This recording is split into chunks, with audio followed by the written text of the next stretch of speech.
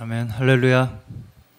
네, 주일 오전 예배에 오신 모든 우리 사랑하는 성도님들 주님 안에서 너무나 환영하고 또 축복합니다. 네, 일주일 만에 또 이렇게 뵙는 저희 지체된 성도가 이 세상 그 무엇보다 우리에게 가장 귀하고 또 사랑스러운 그런 존재들이라고 그렇게 생각합니다. 그렇게 믿으시죠? 네. 우리의 예배가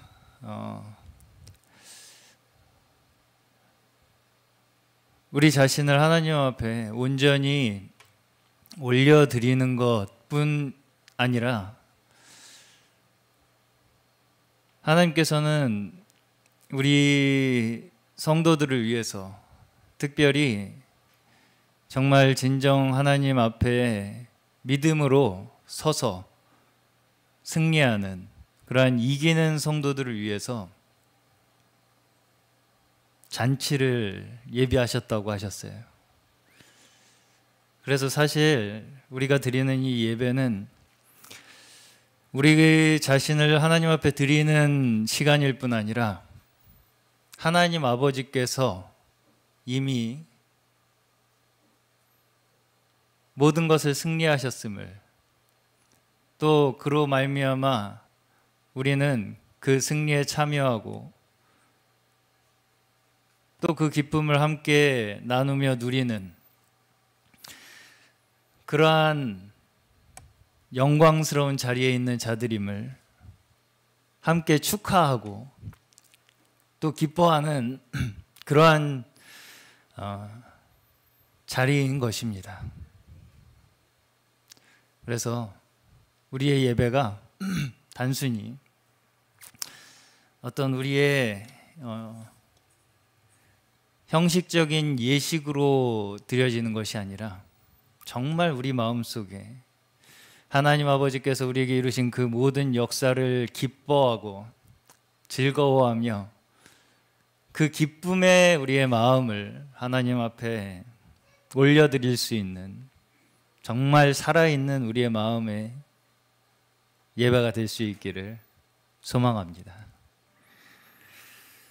오늘도 함께 한 마음으로 온 성도가 하나 된 마음으로 그 기쁨의 예배를 하나님 앞에 올려드릴 때에 정말 하나님께서 우리 예배를 기쁘게 바라보시며 받아주실 줄로 믿습니다. 우리 함께 찬양 드리시면서 주일 오전 예배를 하나님 앞에 올려드리겠습니다.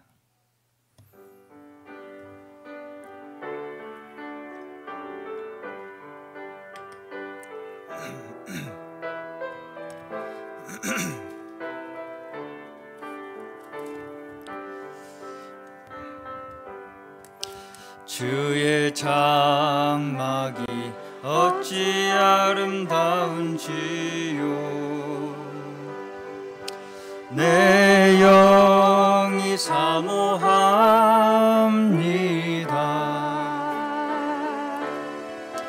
내 마음 다하여 주님께 기도합니다. 나의 왕 나의 주께 주의 나라가 어찌 아름다운지요. 아멘. 내 영이 사모합니다.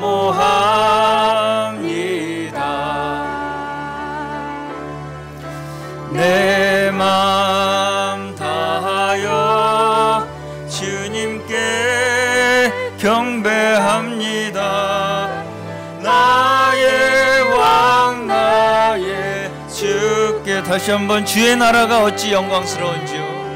주의 나라가 어찌 영광스러운지요.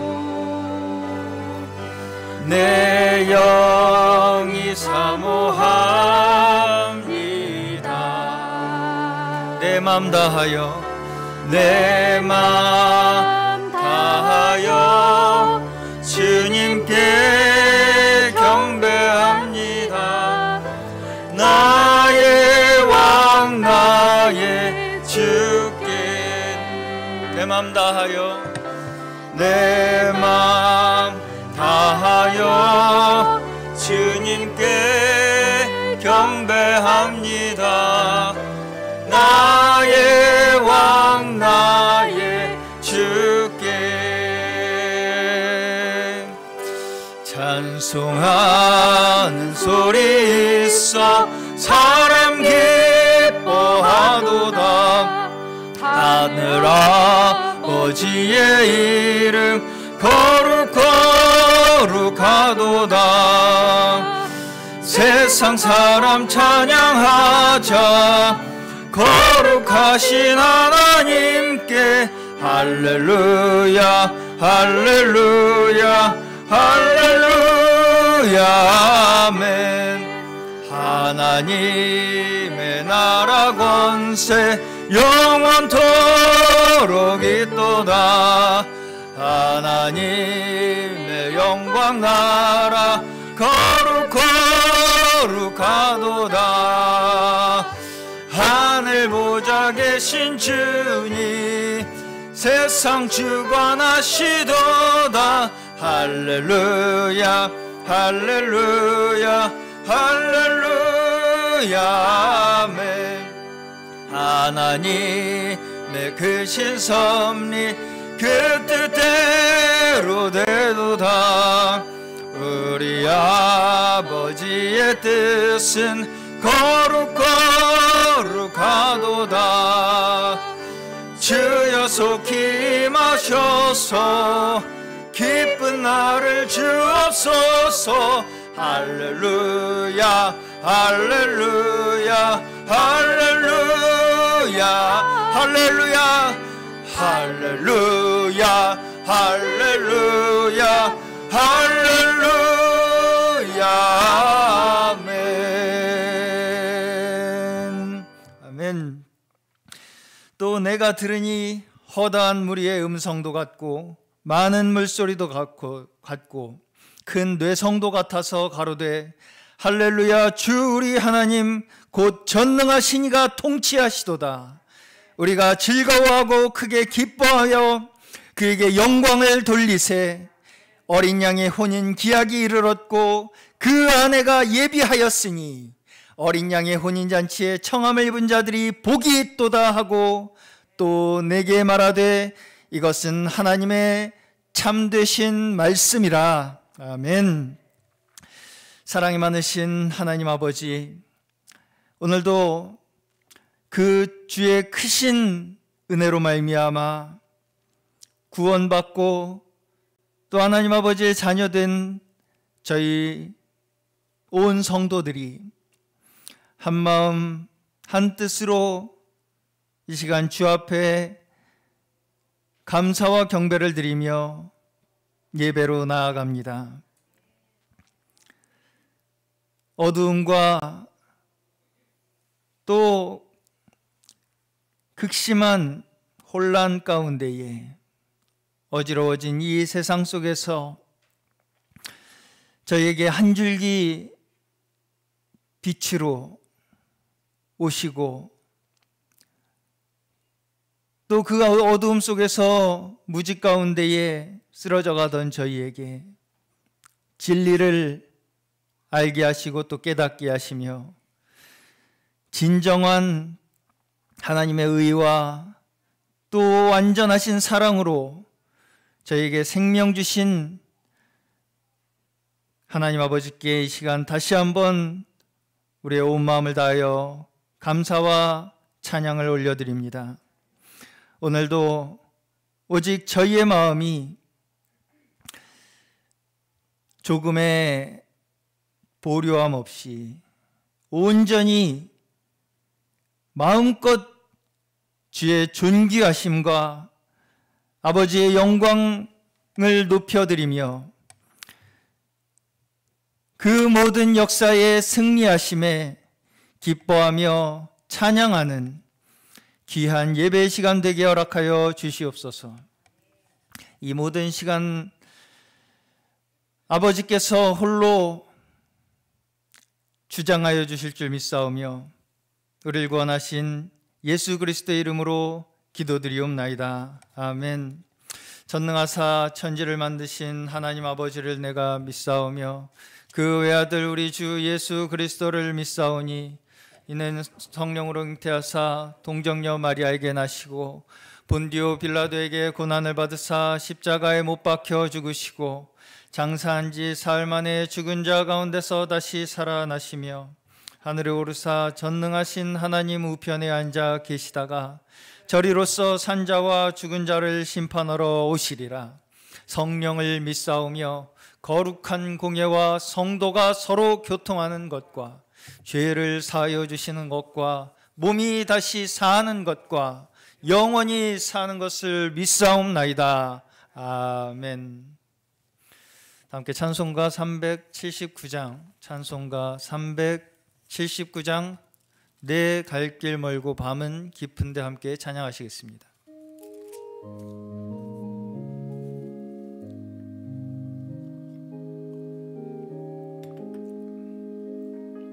내 갈 길 멀고 밤은 깊은데 빛 되신 주 저 본향 집을 향해 가는 길 비추소서. 내 가는 길 달지 못하나 한 걸음씩 늘 인도하소서. 이전에 방탕하게 지낼 때에 교만하여 맘대로 고집하던 이제인 사하소서면 내 지은 죄 다 기억마시고 주 뜻대로 늘 주장하소서. 이전에 나를 인도하신 주 장래에도 내 앞에 험산 줄령 만날 때에 도우소서. 밤 지나고 저 밝은 아침에 기쁨으로 내 주를 만나리. 아멘.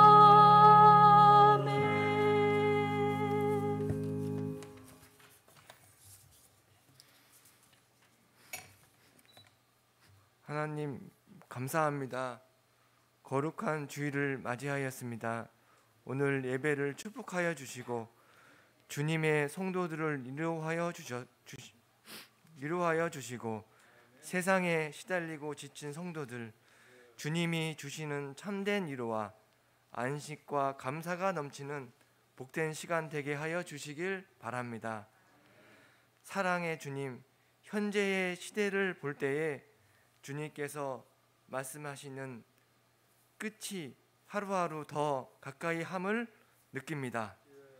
이러할 때에 주님의 참 소망과 생명과 영생과 찬송과 기쁨의 근원이신 주 예수를 더욱 의지하게 하여 주시고 모든 일생 가운데 길을 알려주시고 동행하여 주시고 위로하여 주셔서 이 세상 살아갈 때에 세상을 이기고 거룩한 주님의 능력으로 살아가게 하시길 원합니다.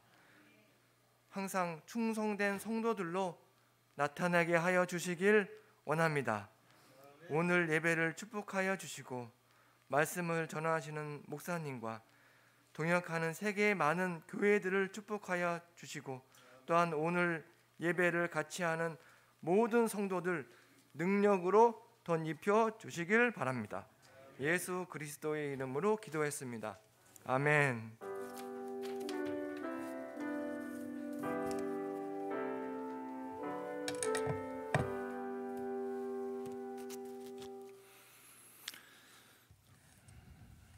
오늘 저에게 주시는 하나님의 말씀 함께 보겠습니다.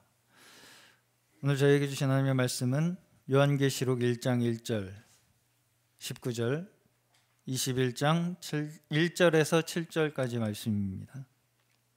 요한계시록 1장 1절과 19절, 21장 1절에서 7절까지 말씀입니다.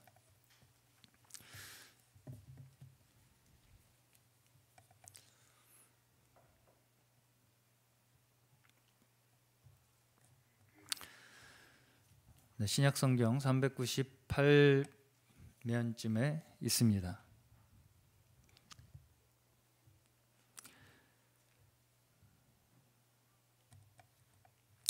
제가 먼저 요한계시록 1장 1절부터 대표로 봉독해 드리겠습니다.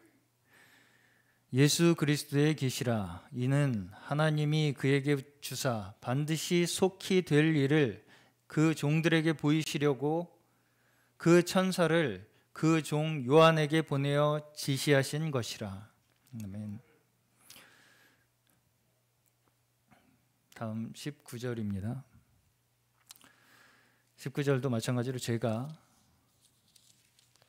대표로 봉독하겠습니다.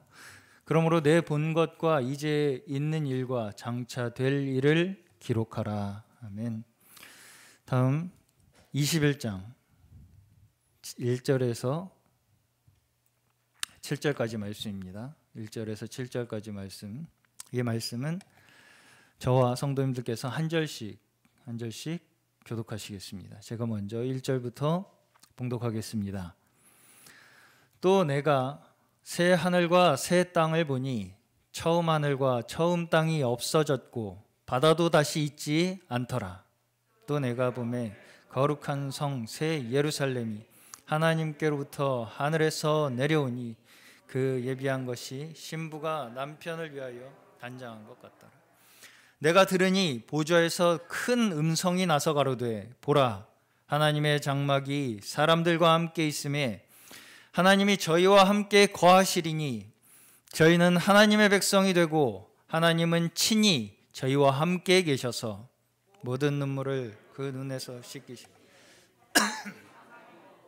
애통하는 것이나 곡하는 것이나 아픈 것이 다시 있지 아니하리니 처음 것들이 다 지나갔음이로라.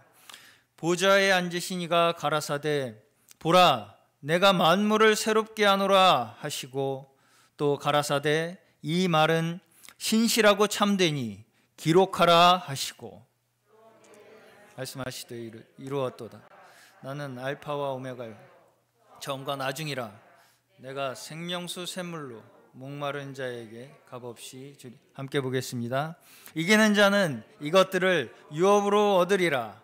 나는 저의 하나님이 되고 그는 내 아들이 되리라. 아멘. 아멘.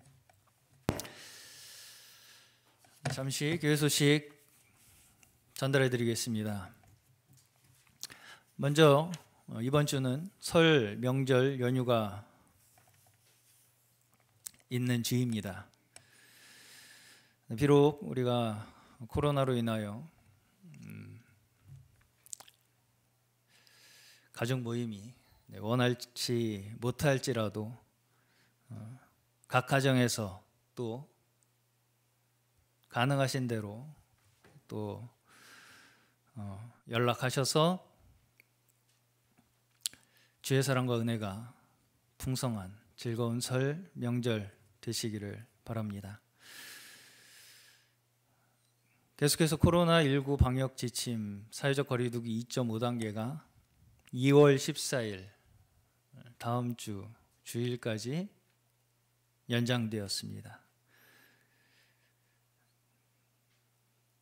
특별히 저희 교회의 기준은 현재 기존에 제시되었던 기준 그대로 좌석의 10%로 계속해서 운영하도록 허용이 되었고요. 본당과 소예배실 각각 마찬가지로 그렇게 작석하셔서 참여하실 수 있도록 저희가 준비를 해 놓은 상태이니까요. 가능한 한 저희가 이 기준에 입각해서 예배를 운영할 수 있도록 적극적으로 협조를 부탁드리겠습니다. 유튜브 실시간 예배 계속해서 병행하고 있고요. 부득이한 상황으로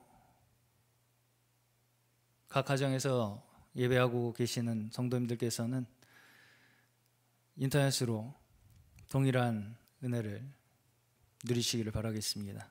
개인위생과 방역에 적극적인 협조 부탁드리고요. 계속해서 유튜브 저희 실시간 예배 채널 영상에 구독과 좋아요를 눌러주시면 말씀을 찾는 더 많은 분들이 말씀을 시청하는 데 도움이 될 수 있습니다. 그래서 구독과 좋아요 잊지 마시고 꼭 찾아서, 또 잘 모르시는 분들께서는 우리 방송 담당이신 우리 차현욱 간사님한테 물어보셔서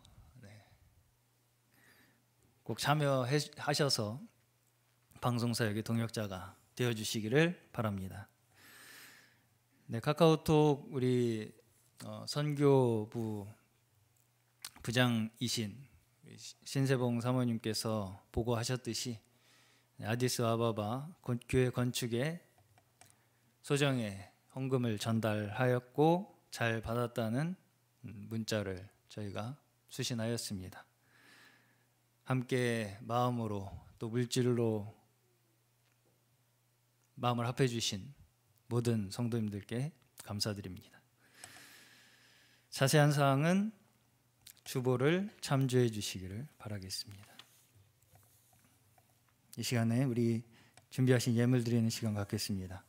준비하신 예물은 본당 입구에 마련된 봉헌함과 교회 헌금 계좌를 이용해 주시기를 바라겠습니다.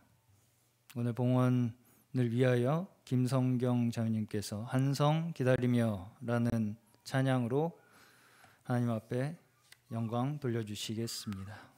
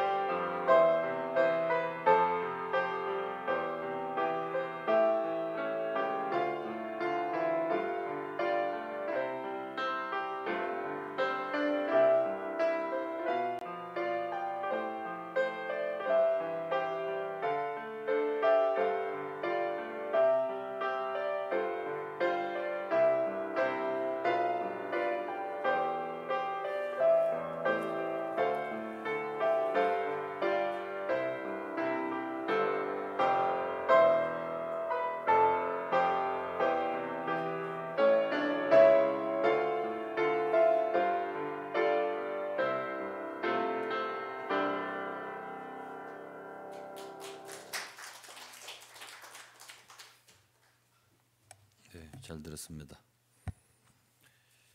연보 예물 불러드리도록 하겠습니다. 감사 우영순, 이명자, 정현석, 에티오피아 사역헌금 유사라, 차은혜, 조철원, 김성득, 김분선, 하나님의 은혜와 목사님과 성도님들의 사랑에 감사드립니다.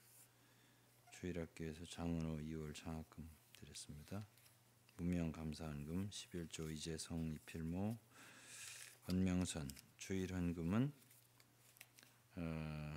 이은자 윤정식 유이선 유동근 신세봉 조미자 차기장 김성득 이호성 조철환 오세준 이채성 김기한 장성준.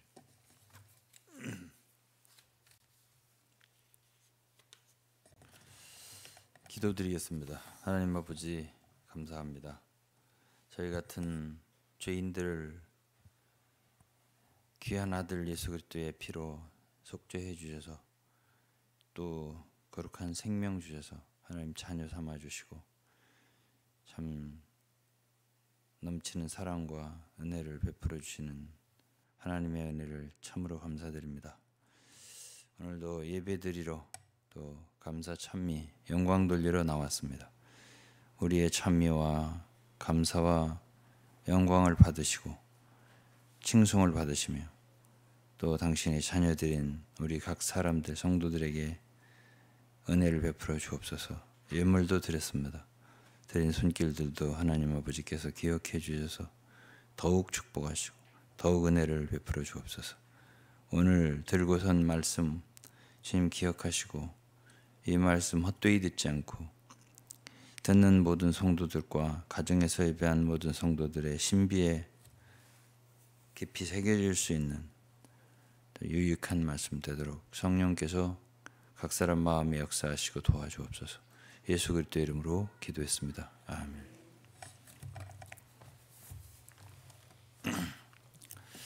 오늘의 제목은 앞으로 될 일들을 생각하며라고 했는데요. 요즘에 전한 소망에 대한 우리의 미래에 대한 모든 것에 대한 어쩌면 결론이 될 것 같습니다. 우리가 성경을 읽어보면 참 오늘날 교회와 성도들이 굉장히 성경에 있는 초대의 교회 그리고 그리스도인들과 차이가 있는 부분이 있는데 그것이 뭐냐면 예수 그리스도의 다시 오심을 그렇게 기다리지 못한다는 거예요. 그러니까 너무나 많은 교회들의 모습을 제가 보고 또 성도들의 모습을 보면 그렇게 간절히 성경에 있는 교회들처럼 데살로니가 교회 같은 경우는 세워진 지가 얼마 안 되는 교회입니다. 그리고 바울 사도가 그곳에 사역한 것도 몇 주 안 됩니다.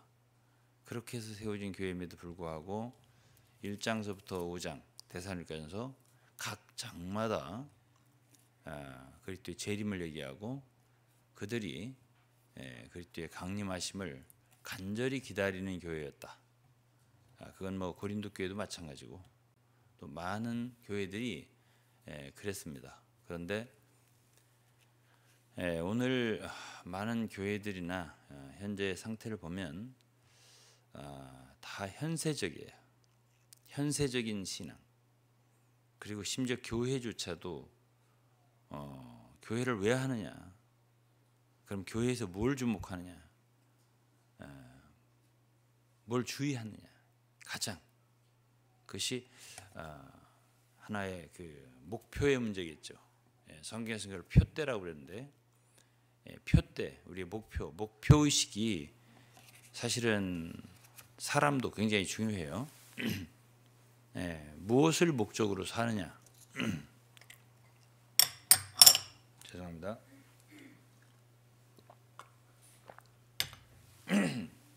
목적이 분명하지 않으면 가는 길이 분명하지 않습니다. 그래서 우리가 예수를 믿었고 하나님의 자녀가 됐고 그리스도인이 됐으면 그리스도인으로서의 목적이 있어야 할 거 아니에요. 표대가 있어야 할 거 아니에요. 바울은 그것을 분명히 하고 달렸다고 그랬습니다. 오늘날 이것이 너무 부족하다. 그냥 교회도 많은 교회들은 그냥 교회 자체가 잘 됐으면 좋겠다. 여기에 많이 이렇게 함몰되어 있는 걸 느끼거든요. 이 시대의 교회, 그러니까 이제 소위 천년왕국이 이 시대 교회다라고 하는 학설이 어거스틴 때부터 말해지고 천주교는 그것이 무천년설이 정설로 되어 있는데요. 그러니까 지금 현재의 교회가 중요한 거예요. 그들에게는 마음이. 이 교회가 부흥되지 말라는 거 아닌데 이 교회가 잘 돼야 돼. 그러니까 현실적인 교회가 거의 목표다 이 말이에요. 이렇게 신앙생활하는 것은 성경과 매우 다르다. 이거를 제가 이제 첫 번째 말씀드리고 오늘 이 소망에 대한 말씀을 마무리하면서 이래서는 안 된다라고 제가 말씀을 드리는 것입니다. 우리가 이제 고린도서 9장도 읽어보고 그 사도 바울은 그 복음 전도 그의 달리는 길 그의 다름질은 다른 게 아니라 복음 전파였습니다. 사도행전 20장에도 보면 나의 달려갈 길과 하나님께서 나에게 맡기신 사명 그건 은혜의 복음을 전하는 것이라고 했거든요. 그러니까 그렇고 고린도서 9장에도 운동장에 다름질하는 자들이 다 달아날지라도 이게 달릴지라도 그런 뜻이에요. 상 얻는 자는 오직 하나뿐인 줄을 알지 못하느냐. 너희도 얻도록 이와 같이 다름질하라. 그거는 바울 사도만 복음을 전할 뿐 아니라 모든 성도들과 교회가 다 같이 복음을 전하고 그리고 그 참 경주장에서 경주를 해야 한다는 뜻이고 그럴 때 우리는 썩지 않을 면류관을 얻을 수 있다라고 한 것이 고린도전서 9장이에요. 그리고 빌립보서 3장에도 보면 바울 사도는 참 부르심의 부름 의에서 부르신 부름에 상을 얻기 위하여 쫓아간다. 그렇게 말했어요. 그리고 바울은 자기는 향방 없이 다름질하지 않는다. 자기는 표대를 향하여 달린다. 이런 말씀을 다 했어요. 그리고 이제 누가복음 12장 35절에 보면 주님이 하신 말씀이 너희는 어떻게 되는 게 좋다고 그랬냐면 허리에 띠를 띠고 등불을 켜고 서 있어라. 누가복음 12장 36절에요. 너희는 마치 그 주인이 혼인집에서 돌아와 문을 두드리면 곧 열어주려고 기다리는 사람 같이 되라. 그랬습니다. 주인이 혼인집에 갔어요. 막 돌아오실 텐데 언제 돌아오세요? 이것이 이제 주님의 다시 오심을 말하는 거예요. 그 문을 두드리면 곧 열어주려고 기다리는 사람 같이 되라. 그랬습니다. 그래서 주인이 와서 깨어 있는 것을 보면 그 종들은 복이 있으리로다. 그랬습니다. 또 우리가 잘 아는 디모데후서 4장 8절이면 이제 후로는 나를 위하여 의의 면류관이 예비되었으므로 주 곧 의로우신 재판장이 그날에 내게 주실 것이니 의의 면류관을 자기는 받을 것이라고 지금 확신하고 있습니다. 이제 떠나는 입장에서 내게만 아니라 주의 나타나심을 사모하는 모든 자에게니라. 여기서 이 말씀이 참 이해하기 쉬운 말은 아니에요. 어떤 사람들에게도 면류관을 준다는 거예요. 주의 나타나심을 사모하는 자들. 그러니까 우리가 생각할 때는 사도 바울처럼 그렇게 잘 달리고 선한 싸움을 잘 싸우고 믿음을 지킨 사람들에게 줄 것이다 이렇게 해야 되는데 그 뒤에 말씀이 주의 나타나심을 사모하는 자들에게도 주신다. 이게 쉽게 받아들이기가 어려워요. 그냥 주님의 나타나심을 우리 사모하는데 그러면 면류관 주시겠네 이렇게 들릴 수가 있잖아요. 근데 주님의 다시 오심을 사모하는 거 그것을 표대로 해서 목표로 해서 가는 사람들은 바울처럼 이렇게 달리지 않을 수 없는 거예요. 그 목적의식이 굉장히 중요하다는 얘기를 제가 지금 하고 있는 거지. 아무나 주의 나타나심을 사모하는 사람들이 아니라는 얘기를 제가 하고 있는 거예요. 그 다음에 이제 야고보서 5장에 보면 7절에 그러므로 형제들아 주의 강림하시기까지 길이 참으라 그랬습니다. 주의 강림하심을 얘기하고 있어요. 오늘 어떤 사람들은 야고보서에 대해서 너무 이렇게 함부로 말하고 가치를 평가절하하는 그런 말 함부로 하는 사람들이 있는데요. 유명한 사람도 그렇게 한 사람이 있어요. 근데 저도 성경을 30년 40년 읽었습니다. 저는 야고보서에서 정말 깊은 걸 많이 발견하고 은혜를 받은 사람이에요. 그렇게 함부로 성경을 함부로 폄하할 수 있는 건 아니에요. 근데 이 구절에 난 특히 이 5장 7절부터 이 구절을 보면 야고보 사도는 주님의 강림하심을 정말 고대한 사람이에요. 그게 너무 귀합니다. 한번 읽어보자고요. 형제들아 주의 강림하시까지 길이 참으라. 보라 농부가 땅에서 나는 귀한 열매를 바라고 길이 참아 이른 비와 늦은 비를 기다리네. 너희도 길이 참고 마음을 굳게 하라. 주의 강림이 가까우시니라.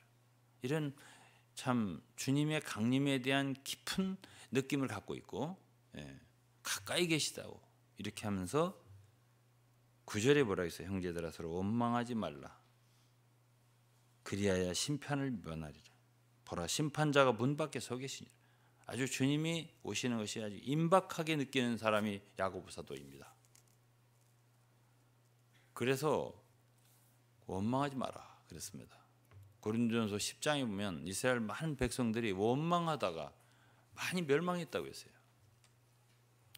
그러면 여기에서 주님의 다시 오심을 기다리는 사람들의 자세는 참아야 한다는 거예요. 길이 참아야 된다. 그 원망하고 불평, 여기 원망한다는 말은 불평한다는 뜻이 포함되어 있습니다. 불평하고 원망한다는 뜻은 참지 못하겠다는 뜻이에요. 오늘날 우리 가운데 정말 우리 삶에서 얼마나 원망스럽고 정말 짜증나고 불평해야 할 일들이 많이 생기냐 말이에요. 많은 고통스러운 일들, 우리를 힘들게 하는 일들, 건강으로나 가정으로나 경제적으로나 사회적으로나 국가적으로나 정치적으로나 모든 것에서 TV만 틀면 짜증이 나는 사람도 있고 그런 많은 그 원망한 말들, 불평한 말들 이런 것들은요 우리가 주님의 다시 오심을 길이 참으면서 농부가 곡식을 심고 그야말로 그 소출을 거둘 때까지 이른 비와 늦은 비를 기다리는 사람 같이 간절히 주님을 기다리는 사람은 그렇게 불평하지 않아요. 왜? 주님이 다시 오실 때에서야 모든 문제는 해결돼요. 그렇기 때문에 뭘 기다리는 거야? 뭐 문제가 우리 참 골치 아픈 문제가 해결되기를 기다리고 많은 사람이 그러잖아요. 에? 그런데 야고보 사도가 여기서 가르치는 건 뭐예요? 에? 주님의 강림하심을 기다리라는 것이에요. 10절에 형제들아 주의 이름으로 말한 선지자들 오래 고난과 오래 참음의 본을 삼으라. 11절 보라 인내하는 자를 우리가 복되다 하나니. 야고보 사도는 1장서부터 인내에 대해서 많이 말했어요. 말 많이 하지 마라. 이제 야고보서 1장부터 한 말이에요. 듣기는 속히 하고 말하기는 더디하라. 성내는 것도 더디하라. 이런 말씀이 이제 야고보 사도의 이 말이에요. 너희가 욥의 인내를 들었고 주께서 주신 결말을 보았거니와 주는 가장 자비하시고 긍휼히 여기는 자시니라. 여러분 이 말씀을 다 이해했습니까? 참 이 말씀을 이해하기까지 저는 시간이 정말 많이 걸렸어요. 왜 이런 말을 했을까? 우리는 그냥 당연히 성경이니까 당연히 읽었죠. 그러나 이 성경의 깊이는 그렇게 깊을 수가 없어요. 인내하는 자를 복되다 하나니 욥의 인내를 들었다 했어요. 욥기가 1장서부터 42장까지 있습니다. 그런데 여기서 야고보 사도는 욥기에 대해서 욥의 그 모든 스토리에 있어서 그걸 한마디로 정의하기를 욥이 인내했다고 그랬어요. 욥기를 제가 수없이 읽었는데요. 야고보 사도가 아니면은 욥이 뭘 인내했지? 이걸 잘 모른다고요. 응? 욥이 뭘 인내했나? 잘 모른단 말이에요. 그러면서 주께서 주신 결말을 보았거니와, 이게 the end of the Lord, 그러니까 주님의 결국이에요. 주님이 이 욥이 이렇게 고난을 거쳐서 결과적으로 어떻게 됐다는 말이냐, 이것이 주께서 주신 결말이라는 뜻이에요. 결말을 보았거니와 주는 가장 자비하시고 긍휼히 여기는 자시니라. 그러면 그 결말이 뭐라는 얘기예요? 욥이 고난을 받고 그렇게 인내를 하면서 얻은 결말이 뭐라는 얘기예요? 이 야고보서 5장에서 지금 뭘 얘기하고 있는 거죠? 그것이 주님의 강림이라는 얘기예요. 야고보 사도는 다른 것으로 해결하는 게 아니라는 얘기예요. 다른 것으로 우리의 인생의 문제, 사회 문제, 국가 문제, 또 경제 문제, 건강 문제 모든 걸 해결하는 게 아니라는 얘기예요. 욥은 특히 건강 문제가 심각했었잖아요. 뭐가 해결하나? 참어라. 몸이 약해? 힘들어? 경제적으로 어려워? 사회적으로 국가적으로 어려워? 그거 주님이 다시 오셔야 해결된다. 이걸 얘기하고 있거든요. 그럼 욥기에서 1장서부터 37장까지는 친구들하고 많이 이야기를 했어요. 세 친구하고 욥도 많이 말했어요. 그리고 마지막에 엘리후라는 젊은 사람이 또 얘기하고요. 다 옳은 말들 같이 많이 했어요. 욥도 속상하니까 또 말도 하고 정말 한탄하면서 말하고 많은 고백을 했단 말이에요. 그런데 38장서부터 42장까지는 42장 전반부까지는 이제 사람들이 말이 없어졌어요. 그때에 하나님이 나타나신 거예요. 38장 1절을 보겠습니다. 때에 여호와께서 폭풍 가운데서 욥에게 말씀하여 가라사대 무지한 말로 이치를 어둡게 하는 자가 누구냐? 너는 대장부처럼 허리를 묶고 내가 네게 묻는 것을 대답하라. 40장 1절이요. 여호와께서도 욥에게 말씀하여 가라사대 변박하는 자가 전능자와 다투겠느냐? 하나님과 변론하는 자는 대답할지라. 욥이 여호와께 대답하여 가로되 나는 미천하오니 무엇이라 주께 대답하리이까? 손으로 내 입을 가릴 뿐이로소이다. 내가 한두 번 말하였은즉 다시는 더하지 않겠고 대답지 아니하겠습니다. 6절에 여호와께서 폭풍 가운데서 욥에게 말씀하여 가라사대 42장 욥이 여호와께 대답하여 가로되 주께서 부수불량하시며 무슨 경영이든지 못 이루실 것이 없는 줄 아오니 무지한 말로 이치를 가리운 자가 누구니까? 내가 스스로 깨달을 수 없는 일을 말하였고 스스로 알 수 없고 헤아리기 어려운 일을 말하였나이다. 내가 말하겠사오니 주여 들으시고 내가 주께 묻겠사오니 주여 내게 알게 하옵소서. 이 5절이 중요해요. 내가 주께 대하여 귀로 듣기만 하였사옵더니 이제는 눈으로 주를 배움나이다. 여러분 이 욥기를 이 욥기의 이 해석, 이 해설이 참 어렵습니다. 지금 이 욥은 이 42장에서 아직 문제가 해결 안 됐습니다. 무슨 병이 났다든지 또는 뭐 가정 모든 뭐 자녀 다 죽었잖아요. 뭐 종도 다 없어지고 뭐 아무것도 없어요. 이런 상황인데 또 그는 왜 이런 고난과 고통이 임했는지에 대해서 친구들은 이래서 그렇다 저래서 그렇다 욥은 아니다 하면서 그런 것에 대한 해결을 주님이 안 하셨어요. 이래서 재앙이 임하였다. 이래서 고난의 의미는 바로 이것이다. 이런 말 안 하셨어요. 하나도 안 했는데 욥은 여기서 말이 그쳐졌어요. 그것은 뭐냐면 해결이 됐다는 뜻이에요. 욥이 속에서부터 해결이 됐다는 뜻이에요. 그러면서 내가 잘 몰랐습니다. 무지했습니다. 이렇게 표현했습니다. 무지했습니다. 그래서 이치를 가리우고 너무 많은 말을 했습니다. 이제 말하지 않겠습니다. 이 얘기는 해결이 됐다는 얘기예요. 그러면서 6절에 그러므로 내가 스스로 한하고 티끌과 재 가운데서 회개하나이다 그랬습니다. 그리고 여호와께서 욥에게 말씀하신 다음에 대만 사람 엘리바세 욥의 친구들 이 사람들에게도 주님이 말씀을 하세요. 이것은 무엇을 의미할까요? 네? 이 욥기라는 책은 모세 오경, 창세기, 출애굽기, 레위기, 민수기, 신명기 이거보다 더 이전에 쓰여졌다고 학자들이 다 인정을 합니다. 왜냐하면 이 욥이라고 하는 사람은 이게 욥기를 욥이 썼다면 모세보다 한 500년, 400년 이전의 사람이에요.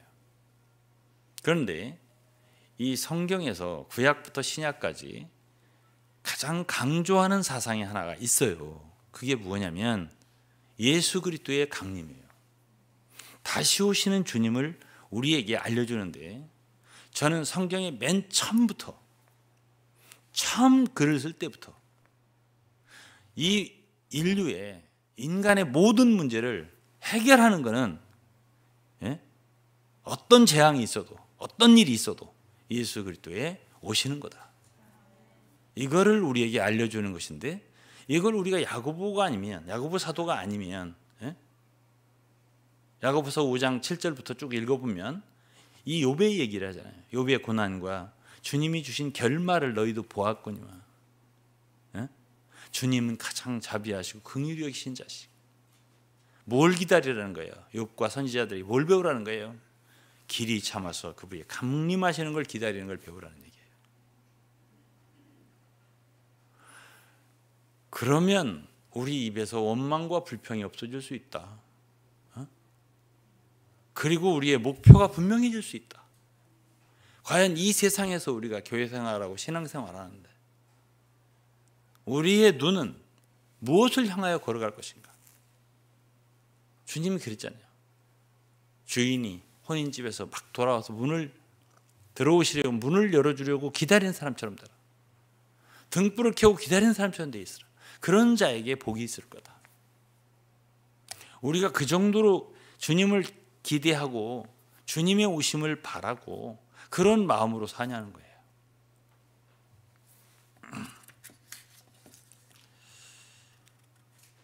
물론 주님이 다시 오시겠죠. 다시 오시는 걸 우리가 기다려야 하는 건 성경에서 너무나 우리에게 강조하고 있는 바입니다. 그런데 주님이 다시 오시지 않다 하더라도 오시는 날 만나지 않는다 하더라도 지금도 오늘 우리의 해답은 주님을 만나는 데 있습니다. 지금도 주님은 살아계시고 성령으로 역사하시고요. 정말 우리가 간절히 찾고 찾으면 만날 수 있다고 그랬습니다. 그것을 우리가 소망으로 삼고 여겨야 됩니다. 이사야도 선지자로서 오래 했어요. 그렇지만 오시아왕이 죽던 그 해가 바로 이사야 6장의 기록인데요. 그때 이사야가 정말 영광의 주님을 보았다고 기록했습니다. 성전에 옷이 가득하면서, 그죠? 그때 이사야는 자기의 부정한 걸 알고 화로다 나여 망하게 되었도다. 이 부정한 사람이, 부정한 백성 가운데 살면서 이 부정한 입술을 가진 사람이 영광의 주를 비웠음이로다. 그러면서 거기서 이사야는 자기가 정말 부정한 걸 고백하고 제단의 숯불로 내 입술을 정케 하옵소서. 그때 주님께서 내가 누구를 보내며 누가 우리를 위하여 갈고, 그때 이사야가 말했잖아요. 주여 나를 보내소서. 내가 여기에 있나이다. 이사야가 정말로 선지자 노릇을 제대로 하기 시작한 것은 바로 이렇게 주님을 보았을 때부터예요. 이렇게 참 주님을 섬겼던 그런 종들은 정말 주님을 제대로 만난 때가 있었던 사람들이에요. 다니엘서도 여러분들이 10장을 보면요, 다니엘서 10장 거기 보면 다니엘도 참 우바스 정금을 입으신 정말 그 놀라우신 그리스도를 보고 자기 몸이 썩은 것 같다고, 힘이 다 빠졌다고. 그렇지만 그는 거기서 얼마나 큰 격려와 은혜를 받았겠어요. 주님을 봤는데.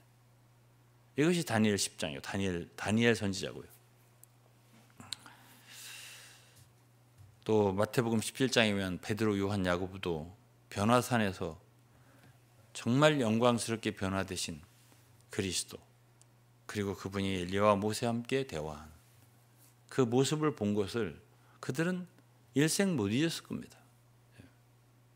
한번 보는 것이 10번 듣는 것보다 나은 거죠. 100번 듣는 것보다 한 번 보는 게 나은 거예요. 그러니까 욥은 과거에 정말 주님도 인정할 만큼 경건한 사람이고 정직한 사람이고 하나님을 경외하고 악에서 떠난 자였어요. 그렇지만은 과거의 신앙은 내가 귀로만 들었습니다. 내가 잘 몰랐습니다. 무지했어요. 이렇게 표현했고, 욥기 38장부터 42장까지 영광의 주님, 욥에게 많은 얘기 별로는 안 했어요. 뭐 이유도 얘기 안 했어요. 원인도 얘기 안 했어요. 다만 그분의 전능하신 당신을 나타내시고 말씀할 때 욥이 거기서 거꾸러졌어요. 모든 자기의 속의 의문도 날아갔어요. 그리고 해결됐어요. 그리고 티끌에 앉아서 티끌과 재에서 회개한다 그랬어요. 이것이 바로 우리 성도들이 가져야 할 태도예요. 이것이 우리의 소망이 돼야 돼요. 이 시대도 주님을 항상 만나고 참 주님을 보고, 그리고서 궁극적으로 그분이 정말 하늘 구름을 타고 다시 오시는 그 광경을, 그 모습을 목도하기를 우리가 고대해야 된다는 거예요.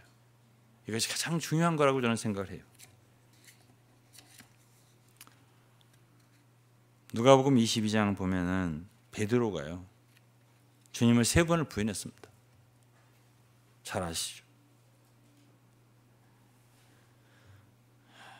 마지막으로 그 부인하고, 주님은 그때 당시에 체포돼서 포승줄로 매여 있었을 거라고 생각합니다. 그때 이제 베드로를 만났습니다. 거기서 61절에 보면 주께서 돌이켜 베드로를 보시니 베드로가 주의 말씀 곧 오늘 다 굴기 전에 네가 3번 나를 부인하리라 하심이 생각이 나서 밖에 나가서 심히 통곡하니라. 주님이 당시 얼굴을 보여주신 거예요. 주님의 눈을 마주친 거예요. 베드로가. 그때 자기는 주님의 말씀도 생각나고, 자기가 주님께 너무 미안한 게 생각나고, 실패한 게 너무 슬프고, 그래서 통곡을 한 거죠. 왜 오늘날 많은 사람이 그렇게 강팍합니까? 왜 회개가 없죠? 그거는 주님을 만나지 못한 거예요.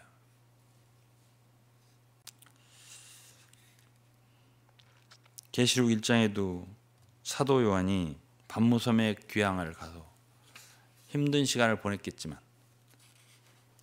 계시록 1장에 보면 영광의 주님이 나타나셨잖아요. 그때 요한이 자기가 죽은 자 같이 되었다 했습니다. 그때 주님께서 그를 일으켜주고 손을 대시면서 두려워하지 말라고, 내가 사망과 음부의 권세를 가졌다고, 그러면서 많은 말씀을 주셨잖아요. 얼마나 강화되었을까요? 주님을 만나는 거, 그것만이 해답이다 라는 생각을 합니다.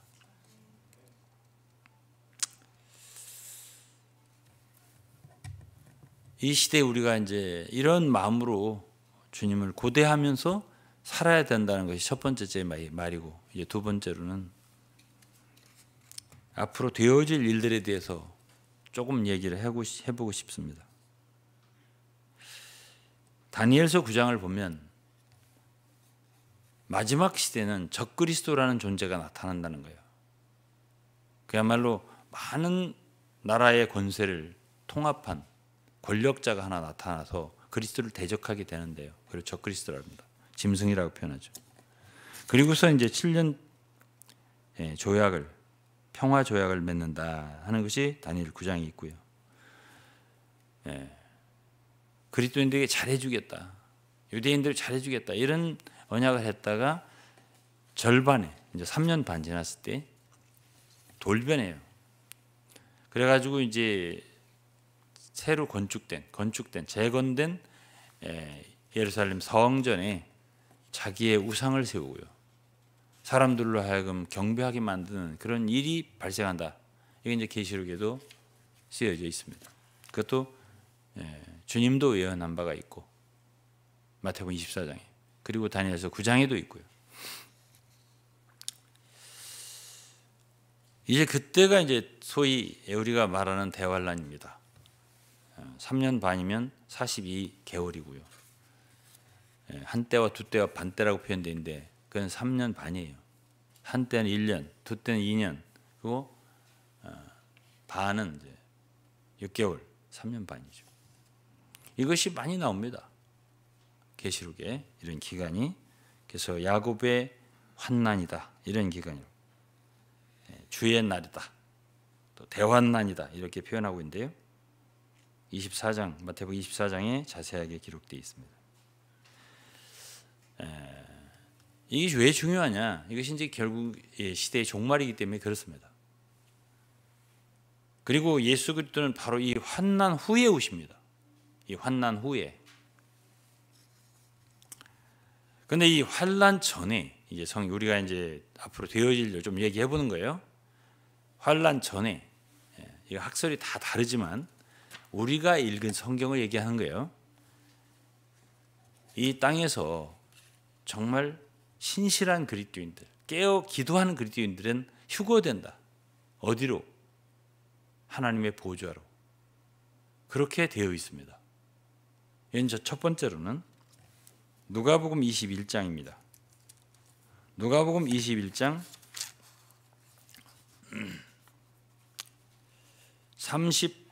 35절. 이날은 온 지구상에 거하는 모든 사람에게 임하리라. 이스라엘만이 아니에요. 예루살렘만이 아니에요. 온 지구상에 거하는 모든 사람에게 이날이 임한다. 이거는 이제 누가복음 읽어보면 바로 대환란 심판 때를 얘기하는 거예요. 36절에 이러므로 너희는 장차 올 이 모든 일을 피하고 인자 앞에 서도록 항상 기도하며 깨어 있으라 하시니라. 항상 기도하고 깨어 있어야 이러한 모든 일을 피하고 인자 앞에 설 수 있다. 이것을 우리는 휴거라고 생각합니다. 그 다음에 계시록 3장 10절에 보면 빌라델비아 교회 성도에게 하는 말이에요. 내가 나의 인내의 말씀을 지켰은즉. 인내라는 말이 나오죠. 인내하는 사람들이 복이 있다고 했습니다. 아까 주님의 오심을 기다리는 사람들은 인내하는 사람들이에요. 불평하지 않으려니까. 또 많은 유혹과 세상적인 그런 욕심 이런 것들을 버려야 되니까.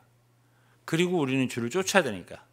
인내의 말씀을 지켰은즉 내가 또한 너를 지키어 시험의 때를 면하게 하리니 이는 장차 온 세상에 임하여 땅에 거하는 자들을 시험할 때라.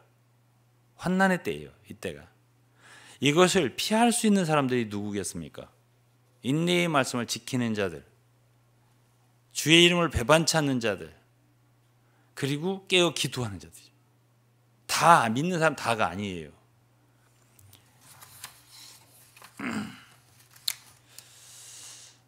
자, 그다음에 이제 마태복음 24장을 보면 이게 이제 종말에 대해서 제자들이 물어보고 주님이 대답하신 거예요. 24장 29절이면 그날 환난 후에 즉시 해가 어두워지며 달이 빛을 내지 않으며 별들이 하늘에서 떨어지며 하늘의 권능들이 흔들리리라. 이러한 역사가 있을 때 주님의 재림이 이제 시작되는 거예요. 30절에 그때 인자의 징조가 하늘에서 보이겠고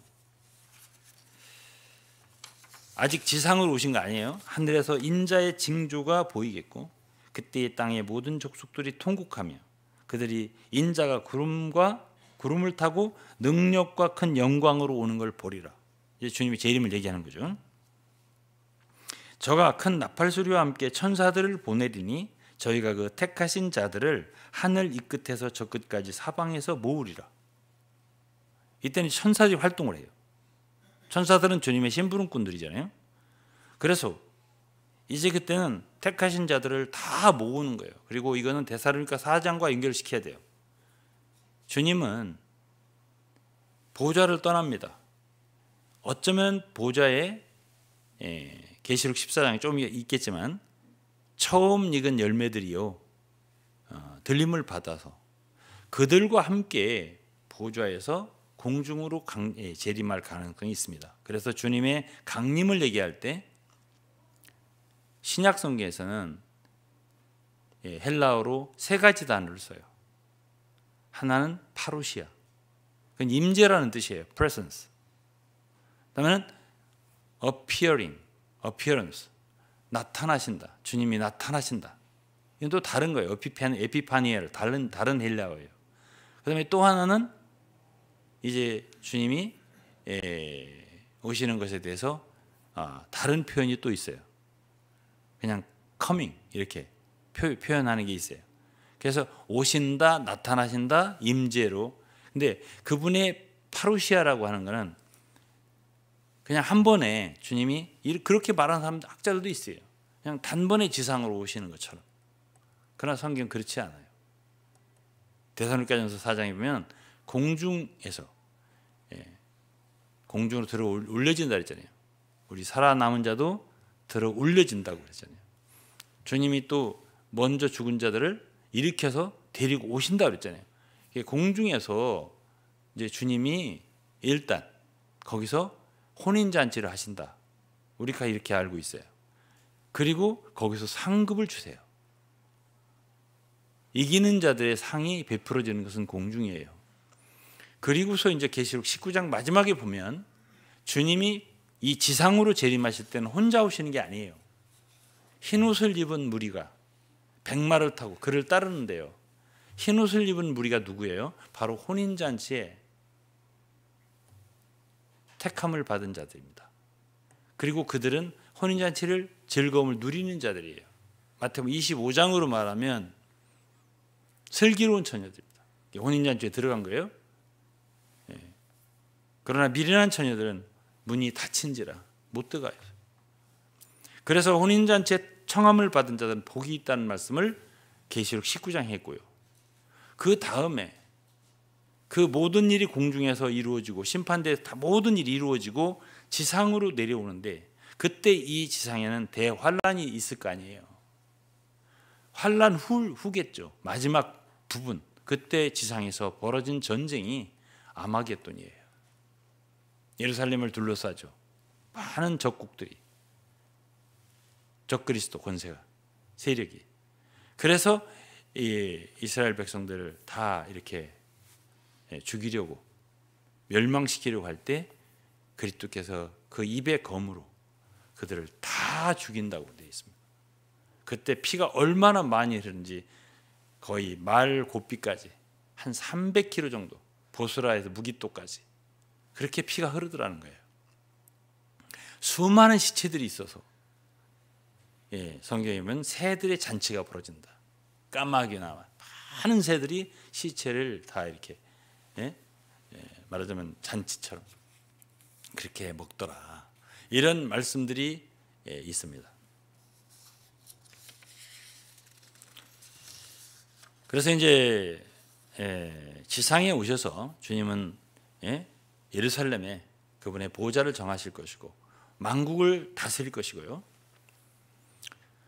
그때 이제 마태복음 13장을 보면 그때 오셔서 비로소 이 세상에 넘어지게 하는 것들, 불법을 행하는 것들, 모든 이 세상의 악한 정권들, 악한 권세들, 모든 걸 다 척결하는 거예요.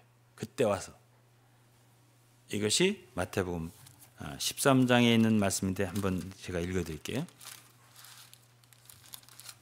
이 시대에 다 해결된다고 기대하지 마세요. 안 됩니다. 마태복음 13장 39절입니다. 39절.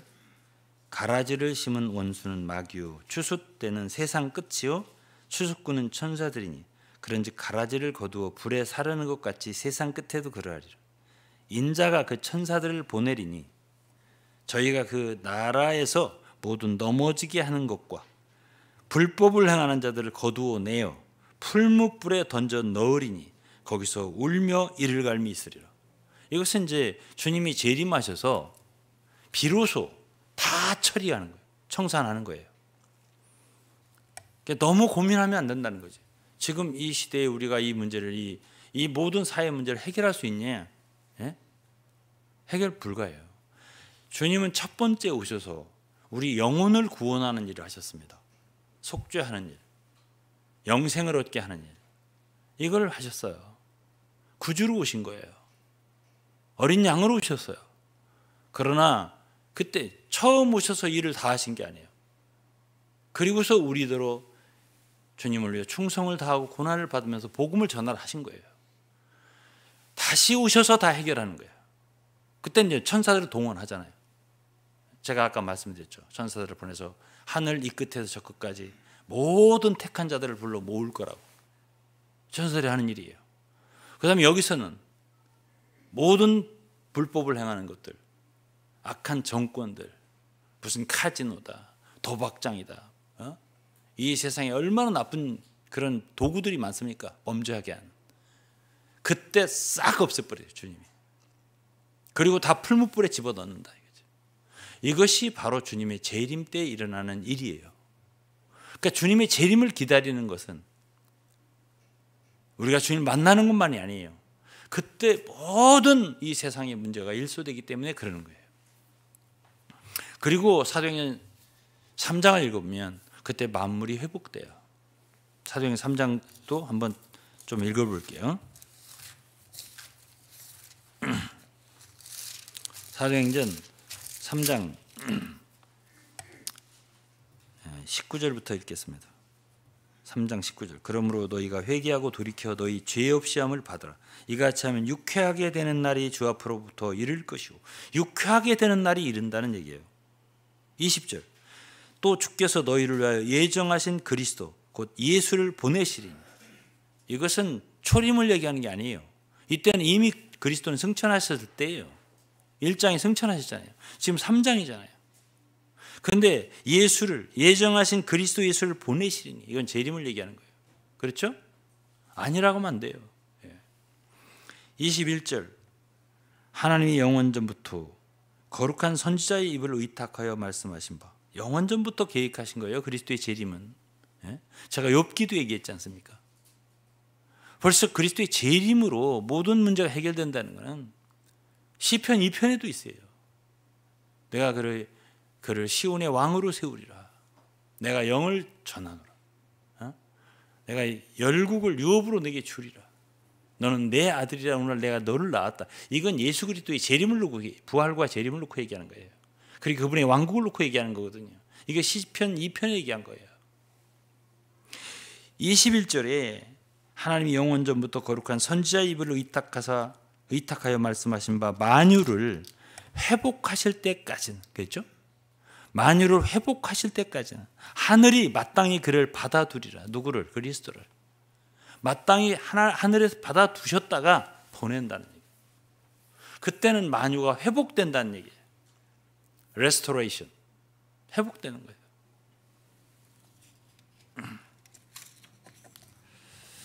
자, 그러면 이제 그리스도의 재림까지 어느 정도 좀 얘기를 했습니다.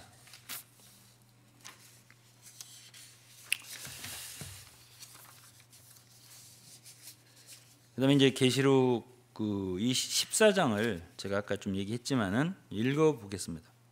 14장 1절에 또 내가 보니 보라 어린 양이 시온산에 섰고 그와 함께 14만 4천이 섰는데 그 이마에 어린 양의 이름과 아버지의 이름을 쓴 것이 있도다. 내가 하늘에서 나는 소리를 들으니 만 물소리도 같고 큰 뇌성도 같은데 내게 들리는 소리는 검은 고 타는 자들이 그 검은 고 타는 것 같더라.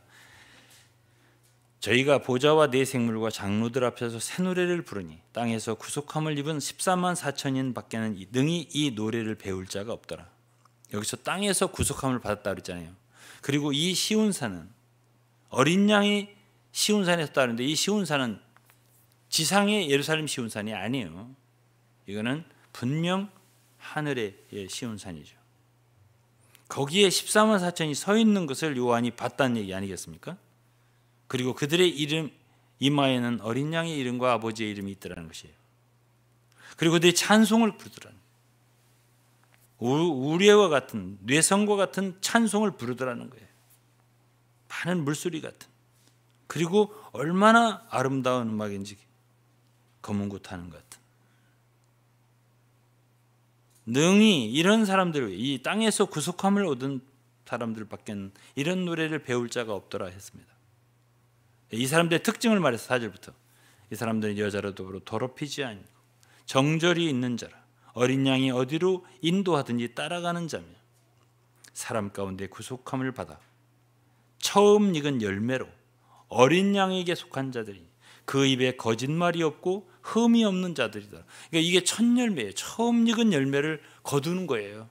이건 구약의 예표에도 있습니다. 레위기에도.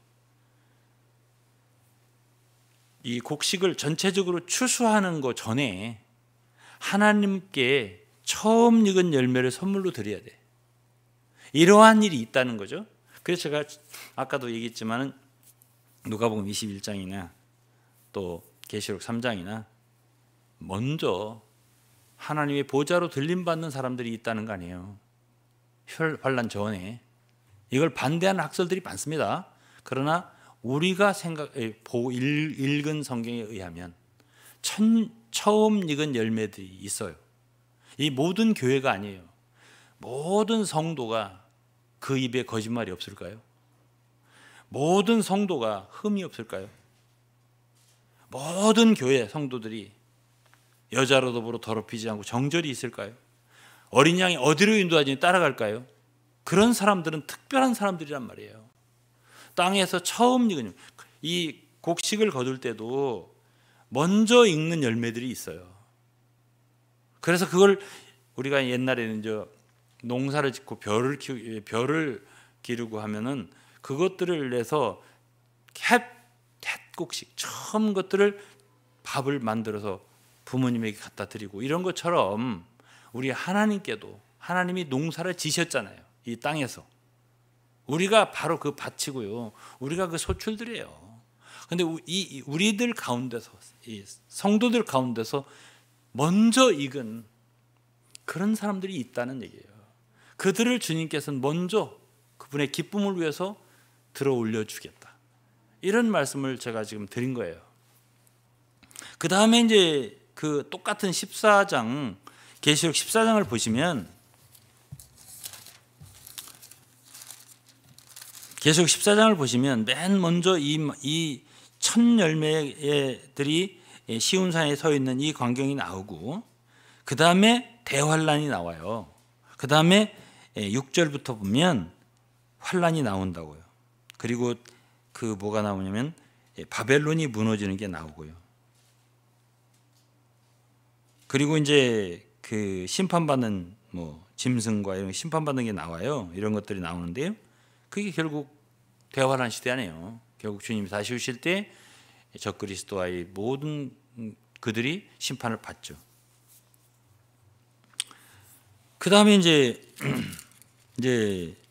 13절은 대환란 후에 그때 죽은 영혼들에 대해서 그때 이제 말하자면 적그리스도의 우상에 경배하지 아니하고 표를 받지 아니하고 뭐 이런 사람들이 다 죽어요. 순교를 당합니다. 그들에 대해서 13절에 보면 주 안에서 이렇게 죽은 자들이 복이 있도다. 그 다음에 14절에 보면 여기에 추수가 나오거든요.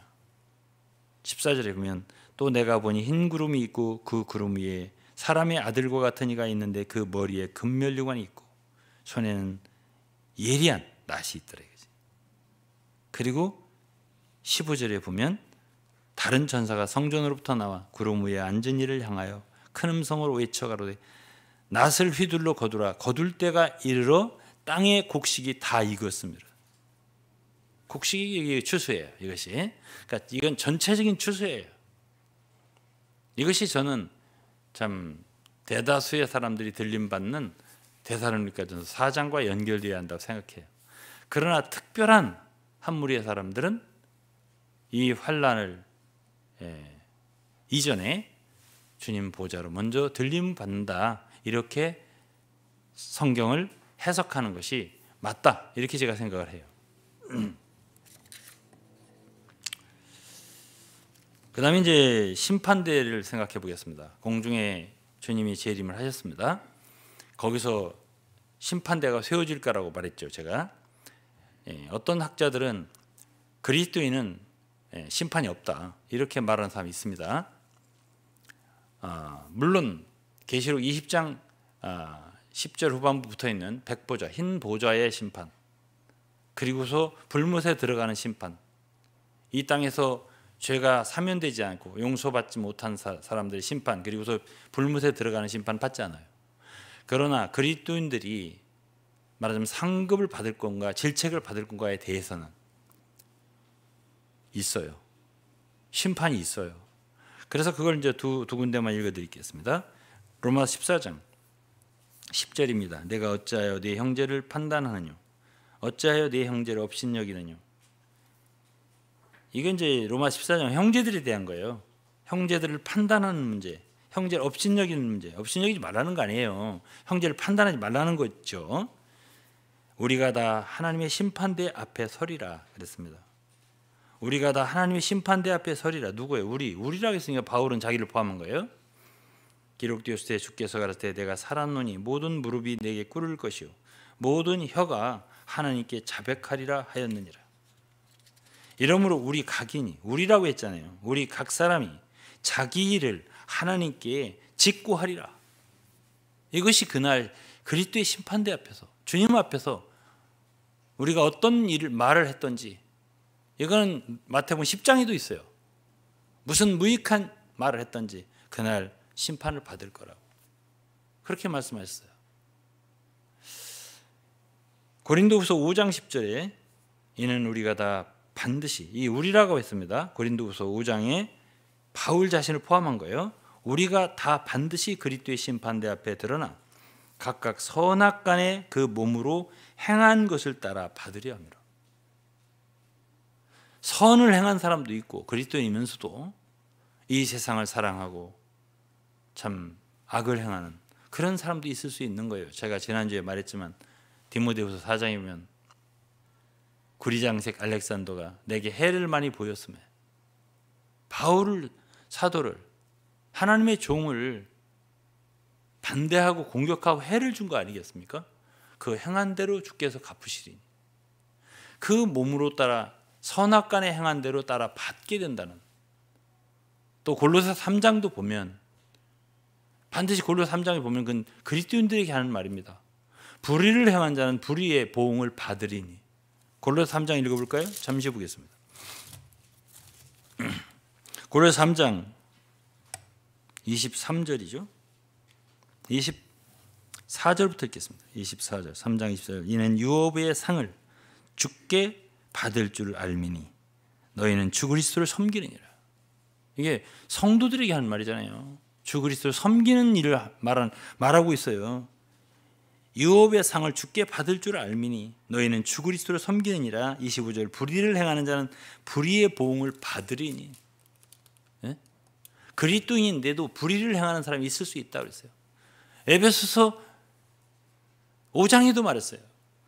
불의를 행하고 간음을 행하고 이런 사람들은 하나님 나라를 유업으로 받지 못한다. 갈라디아서 5장에도 말했어요.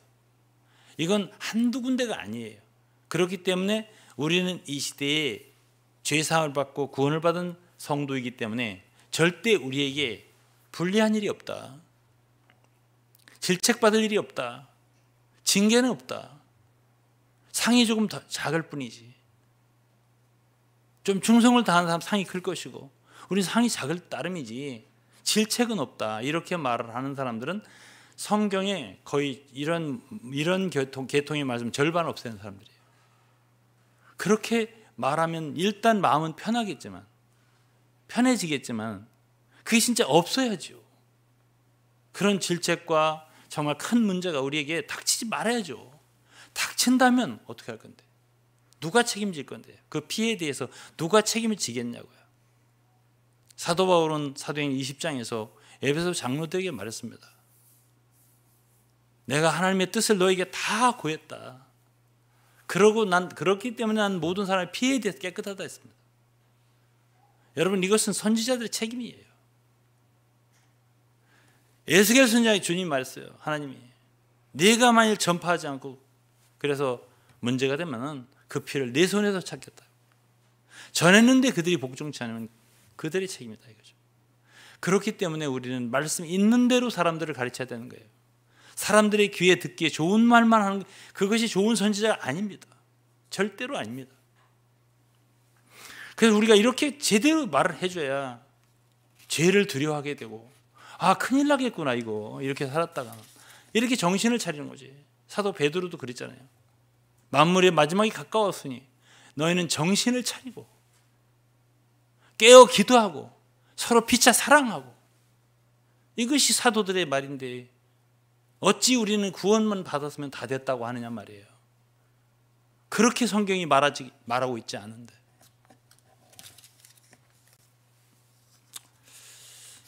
마가복음 10장 제가 지난주에 읽었기 때문에 이거는 자세하게 말하지 않겠습니다. 10장 28절에 베드로가 여짜와 가로되 보소서 우리가 모든 것을 버리고 주를 쫓았나이다. 모든 것을 버리고 주를 쫓는 건 굉장히 중요한 일이에요. 주님은 우리를 위해서 모든 것을 주셨어요. 당신의 몸을 찢고 피를 다 흘려서 부어주시고 그분의 모든 마음, 눈물 다 우리를 위해 부어주셨는데요. 겟세마네에서 안 그랬습니까?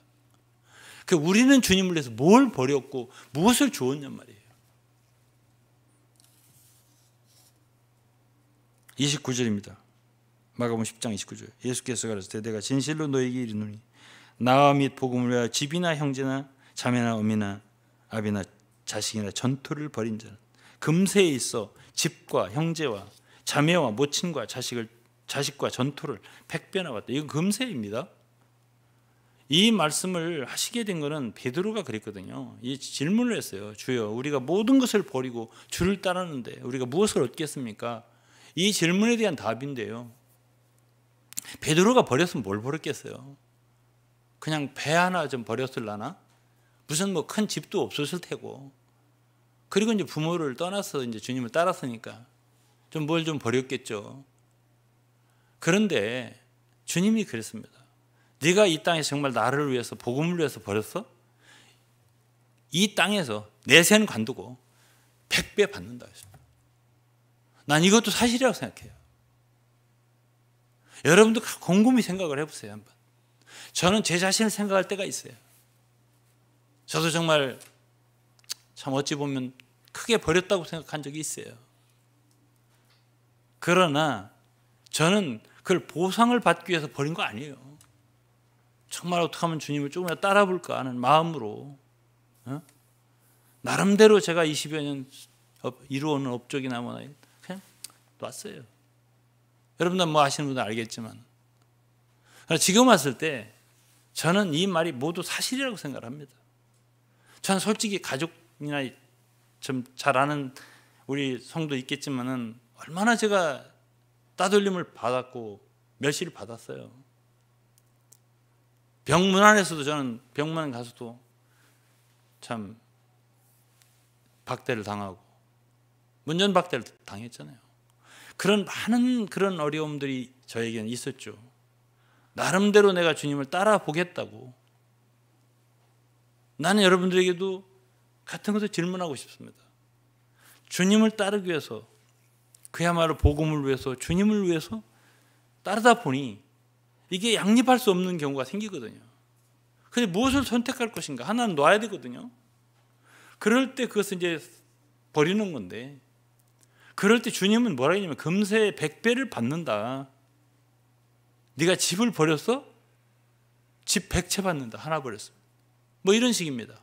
꼭 그것이 물질적인 보상이 아닐지라도 주님은 100배나 주신다고 했어요. 그리고서 뭐라 했냐면 핍박을 겸하여 받아? 네가 핍박을 겸하여 받아? 나를 따르기 위해서, 복음을 전하기 위해서? 그러면 내세에 영생을 얻지 못할 자가 없느니라. 그렇습니다. 여기에서 내세의 영생은 천년왕국, 왕국 시대를 말하는 거예요.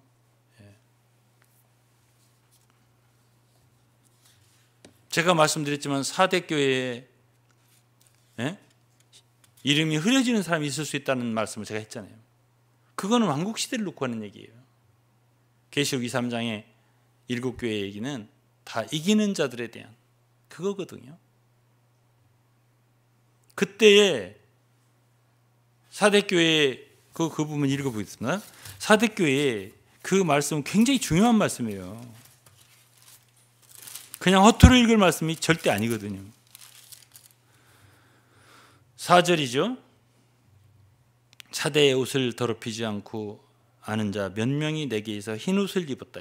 흰옷이라고 하는 것은 주님께 인정됐다는 뜻이에요. 인정된 그들은 합당한 자인 연구라. 5절 이기는 자는 이와 같이 흰옷을 입을 것이요 내가 그 이름을 생명책에서 반드시 흐리지 아니하고. 여기서 뭐라 했어요? 그 이름을 내 아버지 앞과 그 천사들 앞에서 시인하리라. 천사들이 이름을 부를 수도 있겠죠. 제가 오늘 이렇게 이름 부른 것처럼 유이선, 윤정식, 이현자 이렇게 부를 거 아니에요. 유동근 이렇게 부를 거 아니에요. 거절. 주님 앞 사람들 앞에서 나를 시인하는 자는 아버지 앞에서 내가 그 이름을 시인할 것이라고 했습니다. 이건 복음서에 있는 말씀이에요.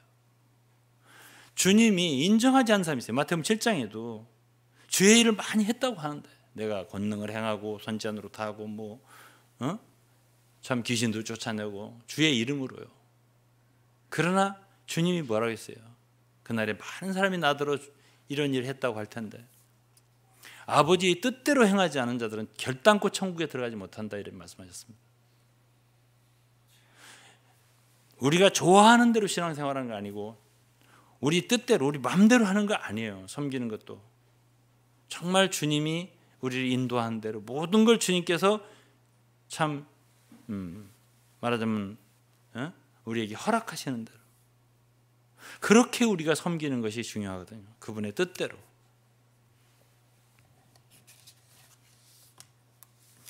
누가복음 14장에도 있습니다. 누가복음 14장에도 14장 25절에 허다한 무리가 함께 가서 예수께서 돌이키사 이르시되 무릇 내게 오는 자가 먼저 부모와 처자와 형제와 자매와 자기 목숨까지 미워하지 않는 등이 내 제자가 되지 못한다. 누구든지 자기 십자가를 지고 나를 쫓지 않는 자도 능히 내 제자가 되지 못한다. 그러면서 이제 망대를 세우는 비유, 전쟁하는 비유를 얘기한대요. 앉아서 먼저 비용을 예산하지 않고 중도에 그치면 모든 사람들이 비웃을 게 아니겠느냐. 이게 이제 14장이고 14장 누가복음 14장 말씀이에요. 망대 비유. 그 다음에 전쟁. 저쪽에서 2만을 가지고 쳐들어오는데 1만만 가지고 전쟁을 하려고 해보면 치지 않겠냐 이거죠. 인간 거기서 2만을 갖고 쳐들어올 것 같으면 여기도 모집을 더 해야지 2만 하든 3만 하든 해서 싸워야 된다. 그래서 여기서 하신 말씀이 뭐냐. 33절에 이와 같이 너희 중에 누구든지 자기의 모든 소유를 버리지 않으면 능히 나의 제자가 되지 못한다. 이랬습니다.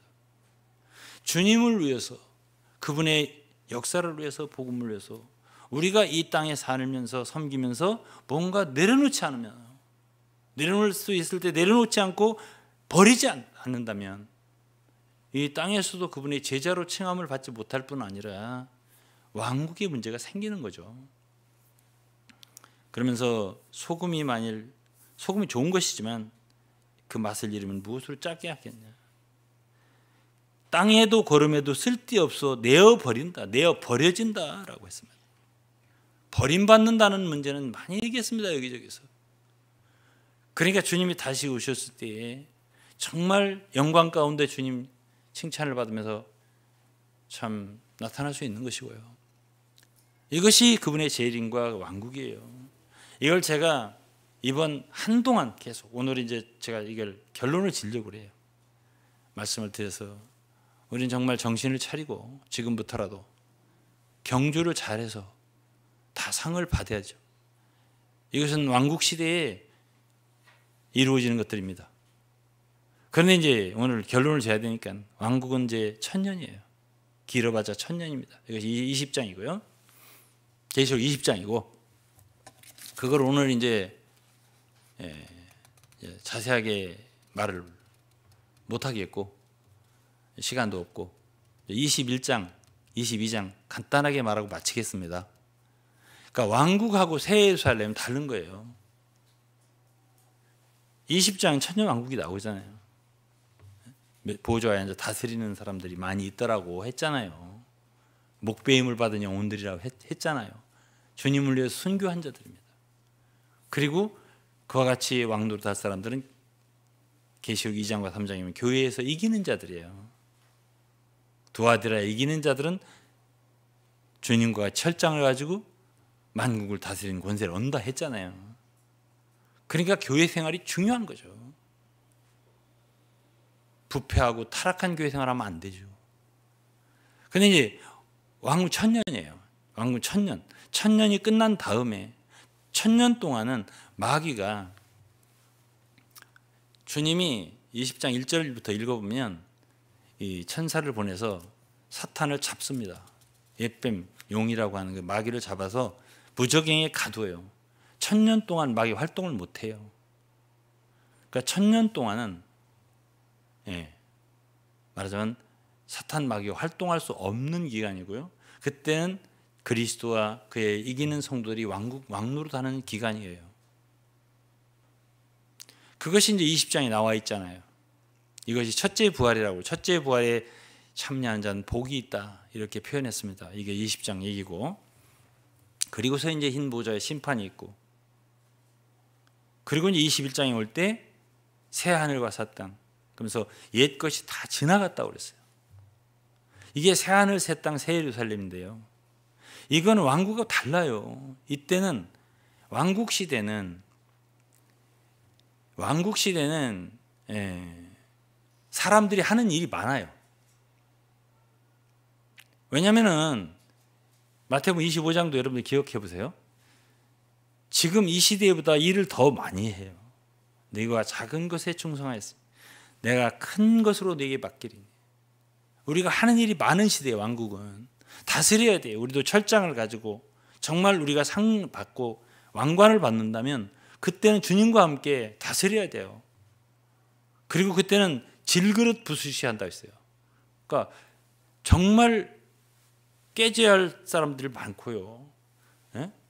징벌을 당할 사람 많이 있으니까 철장이 필요한 거지. 그런 시대가 왕국 시대입니다. 그런데 21장에부터는 새 하늘, 새 땅, 새 예루살렘인데 처음 것이 다 지나갔어요. 하늘도 땅도 다 지나갔어요. 새 하늘과 새 땅이 임하는데, 그걸 오늘 읽었잖아요. 본문으로. 거기는 아픈 것도 없다, 애통함도 없다, 눈물도 없다 그랬어요. 왜 그러냐? 처음 것들이 다 지나갔다 했습니다. 1000년 왕국까지도 뭔가가 조금 있다 이거지. 1000년 왕국이 끝나니까 사탄이 잠깐 놓았더니 전쟁이 일어났습니다. 어쨌든 1000년 동안도, 1000년이 끝날 때까지도 죽음이 있다는 얘기예요. 사망과 애통이 있다는 얘기예요. 그런데 새 하늘, 새 땅, 새 예루살렘에 오면 더 이상은 아픈 것도 없어요. 사망도 없어요. 자, 이사야서 65장을 한번 읽어볼게요.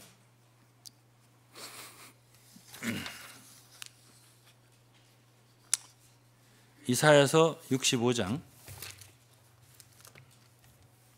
20절에 오면, 거기는 날수가 많지 못하여 죽는 유아와 수완이 차지 못한 노인이 다시는 없을 것이라.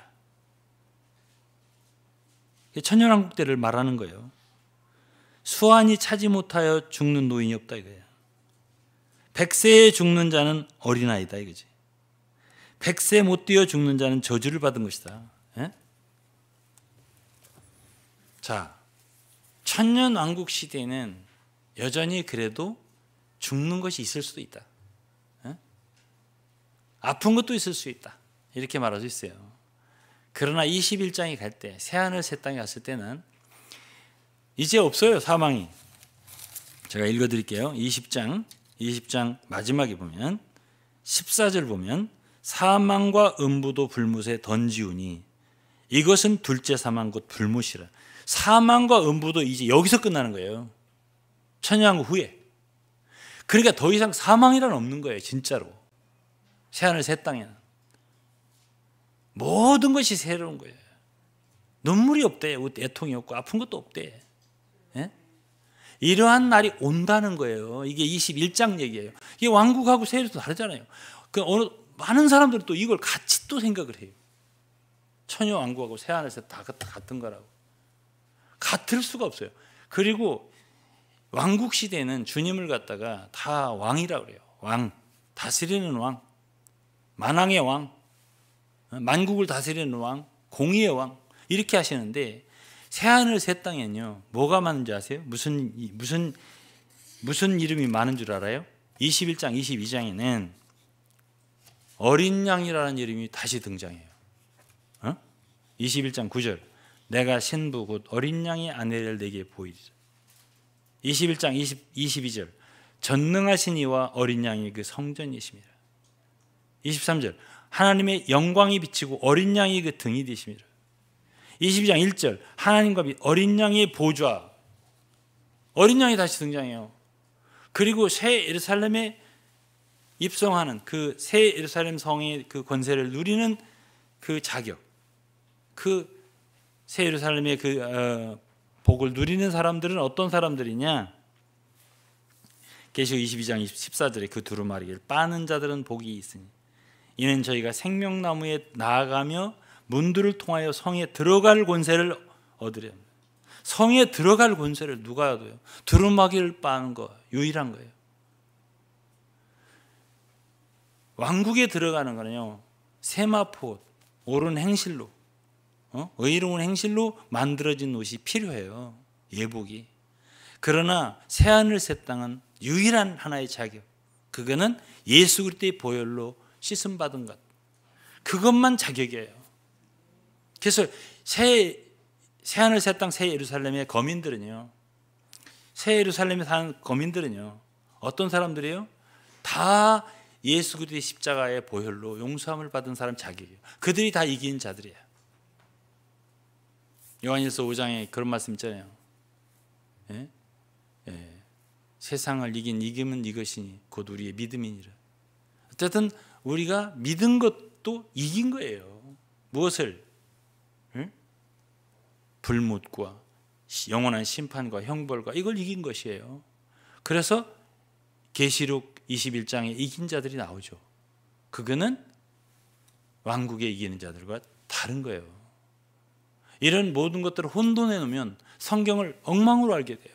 그리고 우리 갈 길이 분명하지 않게 돼요. 그럴 때 이제 오늘은 제가 여러 성도들 앞에 앞으로 되어질 일, 계시록은 주로 그걸 말했어요. 그런데 그때 가면 그건 영세예요. 천년이라고 하는 건 시간 개념이 있는 거잖아요. 지금의 시간과 같을지 그건 잘 모르겠어요, 제가. 그러나 새하늘 새 땅 새 예루살렘은 시간의 개념이 없어요. 그건 영원이에요. 영세. 영세 무궁토록. 우리는 그때 일이 별로 없어요. 그러니까 그 왕국 시대는 일이 많아요. 우리가 할 일이 많아요. 이긴 성도들이 주님과 함께 다스려야 되니까요. 만국을. 그러나 새하늘 새 땅에서는 다 은혜예요. 그때는 할 일이 없어요. 우리는 다 그저 생명수를 마시는 거야. 목마른 자는 마시라고. 또 생명나무 실과가 달마다 새로운 과실을 그냥 먹는 거예요. 그리고 누리는 것이에요. 다 은혜 시대란 말이야. 지금처럼 새하늘 새 땅은 다 은혜 시대로 복귀해서 영원토록 하나님의 은혜를 누리는 시대예요. 그러나 그 중간에 일정 기간 1000년이라고 표현되어 있습니다. 그거는 그리스도의 왕국 시대고 보상 시대예요. 의의 시대란 말이에요. 그 시대가 있으니 우리가 무엇을 향해서 달려야 되겠냐? 무엇이 우리의 소망이 되어야 되겠어요? 그날에 가서는 다 똑같아요. 다 이기는 자예요. 믿기만 하면 다 영생에 가요. 그러나 차이가 어디서 발생하냐면 왕국이에요. 이것이 바로 우리의 목표가 되어야 한다 라는 것을 여러분 앞에 정말 간절하고 간곡하게 우리 이걸로 목표를 삼자. 이 땅에 있을 동안 우리 신앙생활 잘해보자. 이런 부탁과 권면을 드리면서 말씀을 마치겠습니다. 기도할게요. 하나님 아버지 감사합니다. 우리에게 앞으로 되어질 일들과 우리의 소망을 묵상을 하고 같이 교제하며 나누며 살폈습니다. 하나님이여 우리에게 정말 긍휼을 베풀어 주셔서 우리 앞에 놓인 경주를 승리로 다 마치고 우리 사랑하는 성도들과 함께 다 면류관 얻는 영광을 주시옵소서.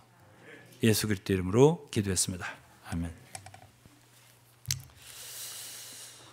자, 우리 찬송가를 하나 불러볼게요. 복음성가 320장입니다. 320장을 우리 한번 불러보죠. 우리 같이 일어나서 고백하는 마음으로 주님 사랑하는 마음으로 불러봐요.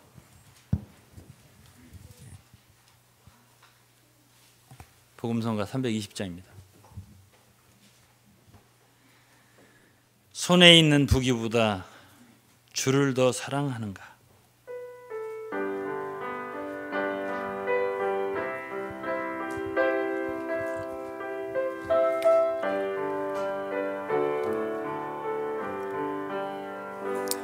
손에 있는 부귀보다 주를 더 사랑하는가? 이슬 같은 목숨보다 주를 더 사랑하는가?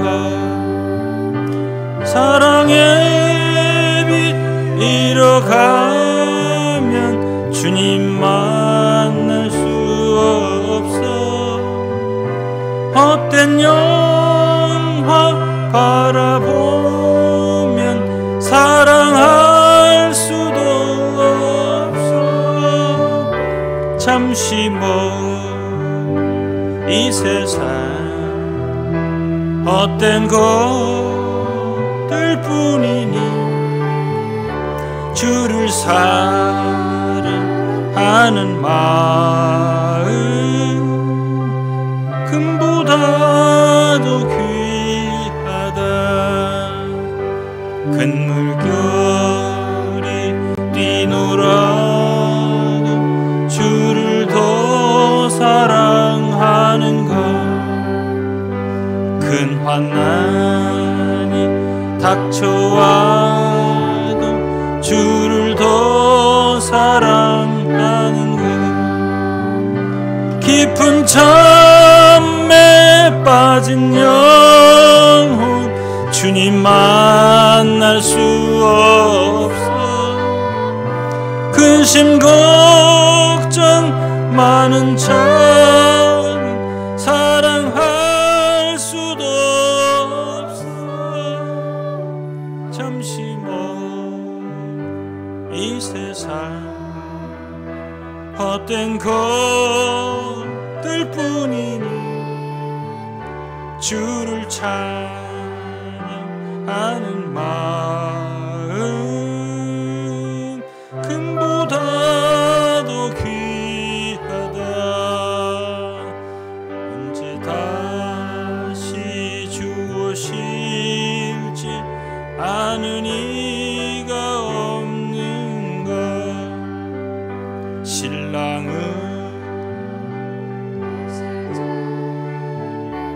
맞을 준비되었는가?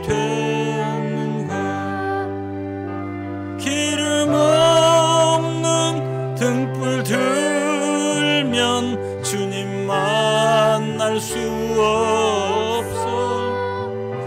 재림 나팔 소리 나면 예비할 수도 없어. 잠시 이 세상 헛된 것들 뿐이니 주를 맞을 준비함이 금보다도 귀하다.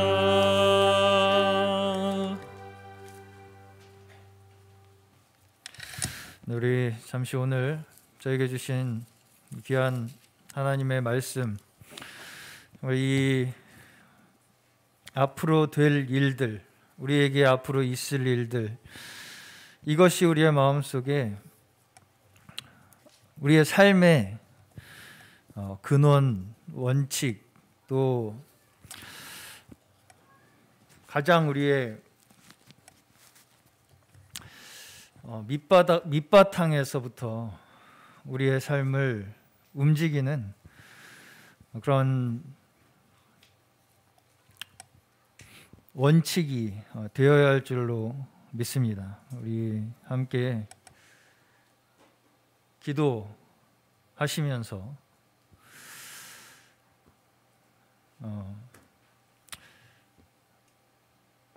이제까지 우리에게 있었던 모든 일들, 어떤 한 역사학자가 이렇게 이야기했습니다. 역사에는 만약이라는 것이 없다고 그렇게 얘기를 했는데, 저는 특별히 우리 그리스도인들에게 너무나 우리가 후회나 원망이, 또 이랬으면 좋았을 걸 저랬으면 좋았을 걸 하는 그러한 마음이 너무 과도한 것은 결국 그것도 자기 연민입니다. 하나님의 역사를 믿지 못하는 것입니다. 이 세상의 역사는 모두 하나님께서 합력하여 선을 이루신다고 말씀하셨습니다. 우리 사람이, 특별히 주님의 자녀들이, 백성들이 가져야 할 삶의 합당한 태도는 앞으로 우리에게 될 일들을 주님 안에서 믿음으로 선택하게 하여 주시옵소서. 믿음으로 우리의 삶이 앞으로 되어질 일들이 우리의 눈에 정말 믿음으로 밝히 보여져서 그 앞으로 될 일들을 위하여 한 걸음 한 걸음 정말 이제까지 우리가 실수하고 실패했던 것들이 있었다면 그런 것들을 딛고 이제부터는 주님 앞으로 더욱 가까이 나아가는 저희의 온 인생이 되게 하여 주시옵소서 하는 우리의 간절한 고백과 또 주님 앞에서의 원함, 간구가 우리의 합당한 삶의 태도인 줄로 믿습니다. 우리 함께 기도하실 때에 정말 간절히 다시 한번 하나님, 우리의 온 인생 가운데, 일생 가운데, 또 이 세계의 모든 역사 가운데 주권자이신 하나님 아버지께서 한 걸음 한 걸음 우리의 온 인생 가운데에 함께하여 주시고 동행하여 주셔서 끝까지, 정말 끝까지 우리의 앞으로 될 일들을 우리 소망하고 바라보며 주님과 함께 마지막까지 승리하는 저희 모두 되게 하여 주시옵소서. 우리 함께 간절히 간구하며 기도하겠습니다. 주여!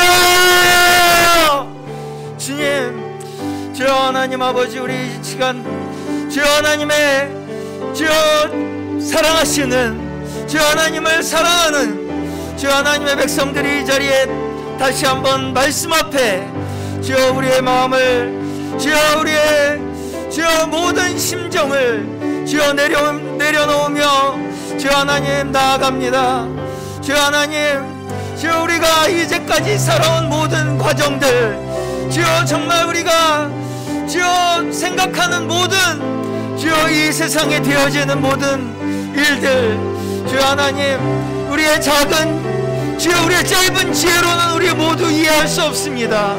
주여 하나님, 우리가 주여 섣불리 우리 주여 생각으로 하나님 주여 역사를 판단하고 주여 하나님 원망하고 또 주여 그 후에 사로잡혀 주여 하나님 자기 연민에 빠져 주여 하나님 주여 앞으로 나아가지 못하는 주여 그런 거울을 주여 범하지 않게 하여 주시고 주여 하나님 주여 오늘 저에게 주신 일 저에게 앞으로 되어질 일들을 주여 오직 주여 우리의 온 일생 가운데 우리의 삶 가운데에 중심이 되게 하여 주시고 그것이 우리의 삶을 이끌어가게 하여 주시고 그것을 향하여 한 걸음 한 걸음 우리의 믿음으로 하나님 모든 주여 한순간 한순간을 선택하며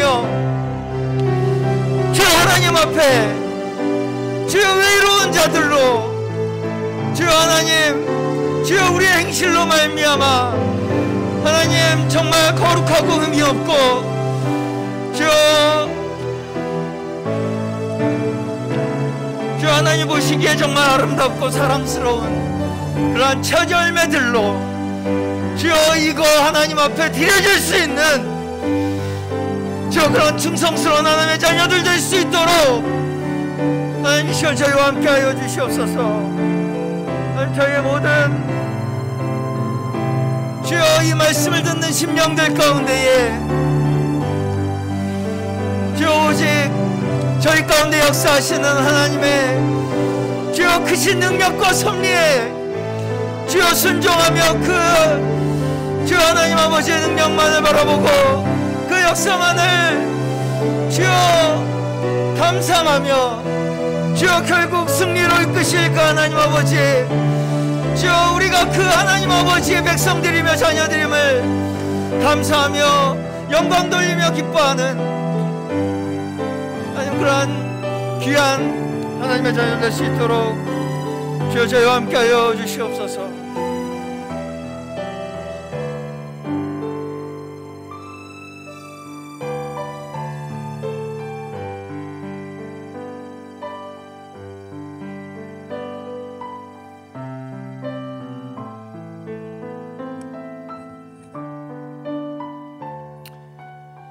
아버지 하나님, 귀하신 주님, 우리 사랑하는 성도들, 참 또 이 말씀을 듣는 많은 분들 다 기억하시고 주님은 자비하시고 긍휼이 풍성하신 분이시니 이 좁은 길로 또 협착한 길로 이것이 바로 생명의 길이니 이 길로 다 갈 수 있게 인도하여 주시고 격려하여 주시고 또 공급해 주옵소서. 인도하여 주옵소서. 이제는 우리 주 예수 그리스도의 무한하신 은혜와 하나님 아버지의 극진하시고 참 크신 사랑과 보혜사 성령의 의로 충만 교통하심이 예배에 참석하고 또 각 가정에서 이곳저곳에서 모인 사랑하는 성도들 머리 위에 늘 함께 하시기를 축원하옵나이다. 아멘.